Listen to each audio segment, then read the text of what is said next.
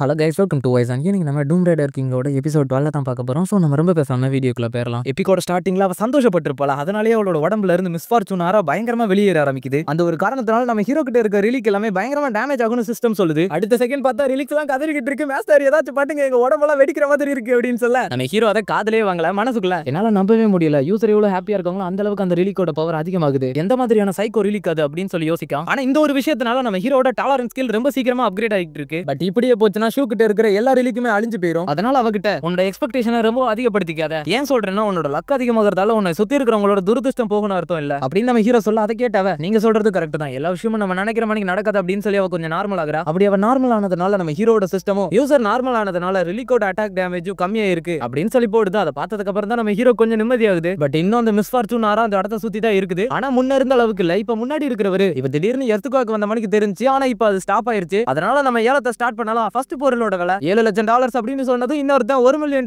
அப்படின்னு பெட் பண்றான். அதை கேட்ட இன்னொருத்தன் $2 மில்லியன் பெட் பண்ண அவங்க ரெண்டு பேத்துக்குள்ளே சண்டை வர ஆரம்பிக்கு. அவங்க சண்டை போறத பார்த்த நம்ம ஹீரோ இவங்க சண்டை போறதுக்கான காரணம் அந்த ரிலிக்கோட ஆரா தான். ஒரு நிமிஷம், அப்ப அந்த ரிலிக்கோட பவர் யூஸ் பண்ணி மத்த அட்டன்டிஸையும் இந்த இடத்த விட்டு போக வைக்க முடியும்னால அப்படின்னு சொல்லி நம்ம ஹீரோ யோசிச்சுட்டு அவளை பார்த்து, ஐரின் நீ சோகமா இருக்கணும்னு அவசியம் இல்ல. ஏன் சொல்றேன்னா உன்னோட லக்கை இன்க்ரீஸ் பண்றது மூலியமா உன்னை சுத்தி இருக்கிறவங்களோட மிஸ்ஃபார்ச்சூனை போக வைக்கிறதுக்கும் வாய்ப்பு இருக்கு. என்ன நடக்கும் நம்மளால சொல்ல முடியாதுல. சோ நீ கவலைப்படாம இரு, நம்ம வேலையை ஸ்டார்ட் பண்ணலாம். நீ என்கிட்ட லக்கை எப்படி இன்க்ரீஸ் பண்றதுன்ற விஷயத்தை தானே கேட்டேன், அதை நான் உனக்கு சொல்லி தரேன் அப்படின்னு நம்ம ஹீரோ சொன்னது அவளுக்கு ரொம்ப சந்தோஷமா போயிருது. உண்மையாவா அப்படின்னு சொல்லி கேட்கா. அதுக்கப்புறம் நம்ம ஹீரோ அவளுக்கு சாதகமான நிறைய விஷயத்த சொல்ல ஆரம்பிக்கா. அவளை சந்தோஷமாக்கணும்ன்றதுக்காக அவளோட எல்லா பிரச்சனையும் நான் நினைச்ச ஈஸியா சரி பண்ணிட முடியும்ன்ற மாதிரி நான் அவளை நம்ப வச்சேன். அதெல்லாம் கேட்டு அவ ரொம்ப சந்தோஷப்பட்டதுனால அந்த ரிலிக்கோட ஆரா முன்ன இருந்ததை விட ரொம்ப ஸ்ட்ராங்கா இருந்துச்சு. அதோட ரிசல்ட்டா ஆக்ஷன் அட்டெண்ட் பண்ண வந்த எல்லாருமே பைத்தியம் பிடிச்ச மாதிரி இருக்கிற எல்லா பொருளையும் பிட் பண்ணி வாங்க ஆரம்பிச்சாங்க. கடைசியா அவங்க கிட்ட இருந்த எல்லா பணத்தையும் இருக்கிற காஸ்ட்லியான பொருள் எல்லாம் வாங்கி வேஸ்ட் பண்ணிட்டாங்க. எப்படியோ நான் நினைச்ச விஷயம் சரியா ஒர்க் அவுட் ஆயிருச்சு. அதனாலேயே ஆக்ஷனோட ஃபர்ஸ்ட் ஹாஃப்ல 3/4 பேருக்கு மேல பணத்தை இழந்துட்டாங்க. செகண்ட் ஹாஃப்ல நான் நினைச்ச ரிலிக் எல்லாத்தையுமே பாதுகாப்பா என்னால வாங்க முடிஞ்சு. இருந்தாலும் அந்த சிஇஓ டீகாஜூன் நிறைய ரிலிக்ஸ் ஆக்ஷன்ல பிட் பண்ணி வாங்கினா. அவன பெருசா அந்த காட் ரேங்க் ரிலிக்கோட ஆரா அஃபெக்ட் பண்ண மணிக்கு தெரியல. அதுக்கான காரணம் அவனோட டாமினேஷன் லெவல் ரொம்ப ஹையா இருக்கு. இருந்தாலும் அவனை விட ரிலிக்ஸ பத்தின நாலேஜ் எனக்கு அதிகம். சோ யூஸ்லெஸ்ஸான ரிலிக்க ஹையா பிட் பண்ண வச்சு அவனோட காசை முடிந்த அளவுக்கு வேஸ்ட் பண்ண வச்சுட்டேன். இப்படி இந்த விஷயங்கள்லாம் நடந்துகிட்டு இருக்கே நம்ம ஹீரோ லிஸ்ட் போட ஆரம்பிக்கா. ஹமுராபி கோட், ஷேக்ஸ்பியர் ஸ்பென், இன்னும் சில விஷயங்களை எழுதி வச்சுக்கிட்டு நம்ம ஹீரோ மனசுக்குள்ள இந்த ப்ராஃபஸில போட்டிருந்த காட்டேர் ரிலிக்க இன்னும் ஆக்ஷன்ல காட்டல. ஆனா ஆக்ஷன் கிட்டத்தட்ட முடிய போகுது. இப்போ என்ன நடக்க போகுது அப்படின்னு சொல்லிட்டு நம்ம ஹீரோ யோசிச்சுக்கிட்டு இருக்கா. அப்பெல்லாம் ஐரின் புள்ள நம்ம ஹீரோ கிட்ட கேட்கா, உண்மையிலே இந்த டீல்ல உனக்கு சம்மதமா இல்லையா? ஏன் கேக்குறேன்னா சும்மா நீ என் கூட லாண்டுகிட்டு இருக்கமா எனக்கு தோணுது அப்படின்னு அவ சொல்ல. அதுக்கு நம்ம ஹீரோ என்னை மன்னிச்சிரு, ஆனா எல்லா விஷயத்தையும் நம்ம கவனமா யோசிக்கணும்ல, அதனாலதான். அண்ட் நம்மளோட டீல பத்தி ஆக்ஷன் முடிஞ்சதுக்கு அப்புறம் ஒரு அமைதியான இடத்துல போய் பேசலாம். எப்படி நம்ம ஹீரோ இவகிட்ட இந்த விஷயத்தை பத்தி பேசிக்கிட்டு இருக்கல, அந்த ஆக்ஷன் நடத்துறவரு எல்லாரும் கவனிக்க, இன்னைக்கான ஈவென்ட்டோட ஃபைனல் ஐட்டம் நாங்க ரிவீல் பண்ண போறோம். அது ஒரு மிஸ்டீரியஸான மர்மமான ஒரு பொருள். அப்படி அவர் சொன்னதுமே நம்ம ஹீரோக்கு என்ன ஐட்டம் வரப்போகுதுன்ற விஷயம் தெரிஞ்சு போயிருது. அந்த ஐட்டம் அவங்க ரிவீல் பண்ண நம்ம ஹீரோ மனசுக்குள்ள எம்பரர் குயின் ஷி ஹுவானோட ட்ரீ ஆஃப் இட்டர்னல் லைஃப் அப்படின்னு சொல்லி நம்ம ஹீரோ பார்க்க அந்த ரிலீக் புலம்பிக்கிட்டு இருக்கு. முட்டா மனுஷ பயலுங்களா, என்னை ஒழுங்கா டேக் கேர் பண்ணிக்கோங்க, இந்த ஃபேக்கான லைட்ல இருக்கிறது எனக்கு சுத்தமா பிடிக்கல, என்னை சன்லைட்ல வைங்க அப்படின்னு சொல்லி கத்திக்கிட்டு இருக்கு. அது நம்ம ஹீரோக்கு மட்டும் தான் கேக்குது. இந்த ரிலீக் தான் காட் ஏர் ஹீலிங் டைப் ரிலீக். ரொம்ப ரொம்ப முக்கியமான ஒரு ரிலீக். சோ நம்ம ஹீரோ கண்ணை மூடிட்டு பிட் பண்ண ஆரம்பிக்க, எனக்கு இது வேணும் அப்படின்னு சொல்லி அந்த டீகாஜூனுக்குமே அந்த ரிலீக்கோட வேல்யூ தெரிஞ்சிருக்கு. சோ அவனும் கைய தூக்குறான். இப்போ அந்த ட்ரீ ஆஃப் இட்டர்னல் லைஃப் ரிலீக்கோட கதையை நம்ம ஹீரோ சொல்ல ஆரம்பிக்கான். Emperor Qin Shi Huang ancient சைனாவை ரூல் பண்ணிக்கிட்டு இருந்த ஒரு பவர்ஃபுல்லான ரூலர். அந்த அரசர் இட்டர்னல் லைஃப் கொடுக்கக்கூடிய மரத்தை தேடி எக்கச்சக்கமான மக்களை அனுப்புனதா ஒரு வதந்தி இருக்கு. அண்ட் இதுதான் ட்ரீ ஆஃப் இட்டர்னல் லைஃப். நான் சாகிறதுக்கு முன்னாடி அந்த டீகாஜூன் கிட்ட தான் அந்த ரிலீக் இருந்துச்சு. அந்த டைம்ல நான் ரிலீக் அதிகமா பயன்படுத்தினதுனால ரிலீக் பாய்சன் ஏன் உடம்புலயும் பரவ ஆரம்பிச்சிச்சு. அந்த ஒரு காரணத்தினால தான் டீகாஜூனுக்கு கீழே நான் வேலை செய்ய ஆரம்பிச்சேன். அவன் எனக்கு பணம் கொடுக்கிறதுக்கு பதிலா அந்த இட்டர்னல் ட்ரீயோட பழத்தை எனக்கு சேலரியா கொடுத்தான். சிம்பிளா சொல்லணும்னா அந்த ட்ரீ ரிலீக்கால தான் அந்த டீகாஜூன் என்னோட வாழ்க்கையவே உறிஞ்சு எடுத்தான். இப்பதான் எனக்கு புரியுது இந்த ரிலீக் அவன் இந்த இடத்துல இருந்தா எடுத்திருக்கான். இப்ப மட்டும் அவன் அந்த ரிலீக் அடைஞ்சிட்டானா என்னோட பாஸ்ட்ல அவன் என்ன பண்ணானோ அதே விஷயத்தை தான் திரும்பியும் பண்ண ஆரம்பிப்பான். சோ இந்த வாட்டி அவன்கிட்ட அந்த ரிலீக்க போக விடக்கூடாது அப்படின்னு சொல்லிட்டு நம்ம ஹீரோ கையை தூக்கிட்டே நின்னுகிட்டு இருக்கா. அப்பெல்லாம் அந்த ஆக்ஷன் நடத்துறவரு நம்ம ஹீரோவும் டீகாஜூனும் கையை தூக்கி நிக்கிறத பார்த்துட்டு, அருமை அருமை, இந்த மரத்தோட ஆக்ஷனை நம்ம ஸ்டார்ட் பண்றதுக்கு முன்னாடி அது மேல அவ்வளவு இன்ட்ரெஸ்டா இருக்கீங்கன்னா அதை பத்திர சில விஷயங்களை நான் உங்ககிட்ட சொல்றேன். இந்த மரத்துல காய்க்கிற பழத்தை நீங்க சாப்பிடுறது மூலமா உங்களோட வெரிலிட்டி ரீஸ்டோர் ஆகும் அப்படின்னு சொல்றான். நான் எதுக்கு சிரிக்கிறேன்னா வெரிலிட்டி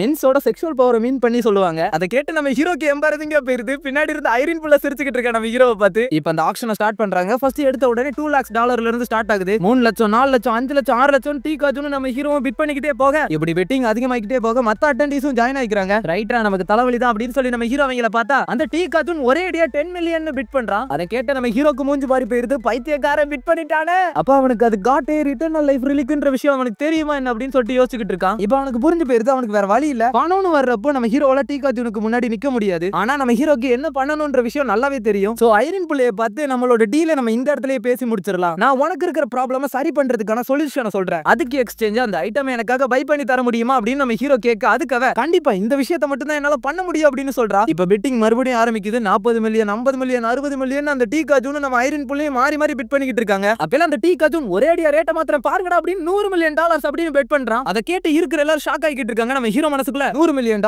என்னோட பட்ஜெட்டுக்கு ரொம்ப அதிகம், கண்டிப்பா இதை என்னால அடைஞ்சிருக்க முடியாது அப்படின்னு சொல்லி யோசிக்கான். அப்பெல்லாம் அந்த ஆக்ஷன் நடத்துறவரு 100 மில்லியனுக்கு மேல யாராச்சும் பெட் பண்ண விரும்புறீங்களா அப்படின்னு சொல்லிட்டு கேட்க யாருமே வாயை திறக்கல. அப்பெல்லாம் ஐரன் புள்ள கையை தூக்கி நான் பெட் பண்றேன் $150 மில்லியன் அப்படின்னு சொல்றான். நம்ம ஹீரோ மனசுக்குள்ள நல்லது நடக்குது அப்படின்னு சொல்லி யோசிக்கான். அங்க ஆக்ஷன் நடத்திக்கிட்டு இருந்த வாயை பொளந்துறதா $150 மில்லியன் அப்படின்னு இருந்தாலும் அந்த டீ காஜூன் விடுற மணிக்கு தெரியல 160 மில்லியன் அப்படின்னு சொல்ல அதை கேட்ட ஐரன் புள்ள சிரிச்சுக்கிட்டே அப்ப $200 மில்லியன் அப்படிங்க. அதை கேட்ட அவனுக்கு ஷாக்கு. இவ்வளவு நேரம் பிட் பண்ணாத ஏன்டா இப்ப பிட் பண்ணிக்கிட்டு இருக்கா அப்படின்னு சொல்லிட்டு கத்திக்கிட்டு இருக்கான். அந்த டீ காஜூனோட ரைட் ஹேண்ட் ஐயா பேசாம இந்த ஒரு பொருளை விட்டு அவங்க கிட்ட கொடுத்துறது நல்லதுன்னு நினைக்கிறேன், ஏன்னா அது ஐரன் ஹில்டன் அவகிட்ட எல்லாம் காசை வச்சு போட்டி போட முடியாது அப்படின்றான். அதை கேட்ட டீ காஜூன் நீ சும்மா கிடடே நான் விட்டு கொடுக்க மாட்டேன் 120 மில்லியன் அப்படின்னு சொல்லி பிட் பண்றான். அதை கேட்ட ஐரன் புள்ள அப்ப $300 மில்லியன் அப்படிங்க. அந்த டீ காஜூன் மறுபடியும் பிட் பண்ண போக பக்கத்துல இருந்தவன் கட்டி பிடிச்சு கதற ஆரம்பிக்கான். ஐயா நீங்க மறுபடியும் பிட் பண்ண போடிக்கிட்ட நம்ம கம்பெனியை இழுத்து போயிட்டு நம்ம போக வேண்டியதா, கடைசியில நடுத்தருக்கு வந்து பிச்சை எடுக்கிற நிலைமைக்கு வந்துருவாயா அப்படின்னு சொல்லி கத்திக்கிட்டு இருக்கான். அதை பார்த்து நம்ம ஹீரோ அந்த CEO ரொம்பவும் டஃப் கொடுத்தான். ஆனா ஐரன் ஹில்டன் கடைசியில $500 மில்லியன் அதை வாங்கிட்டா அப்படின்னு நம்ம ஹீரோ அந்த விஷயத்தை நம்ம கிட்ட சொல்ல அப்படியே சீன் கட் ஆகுது. ஒரு ரெஸ்டாரண்ட்ல ஐரனையும் நம்ம ஹீரோவையும் காட்டுறாங்க. நம்ம ஹீரோவை கிட்ட $500 மில்லியன்